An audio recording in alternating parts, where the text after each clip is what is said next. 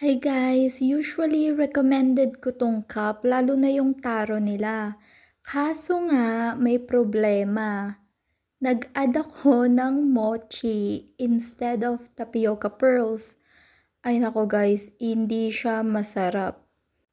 So mag-stick na lang kayo sa lychee jelly, sa tapioca pearls, o sa popping bubbles, pero hindi ako fan ng popping bubbles.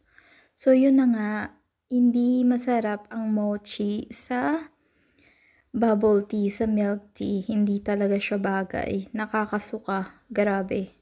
Baka sa inyo gusto nyo pero sa akin hindi siya nag-work eh. Hindi siya masarap. Plus, ang mahal ng idadagdag nyo guys. 1 pound plus. Super slimy ng texture niya guys. Kaya it's no for me. So yan guys, that's it for today's video. Hindi ko recommended ang mochi. Sa uulitin. Thanks guys for watching.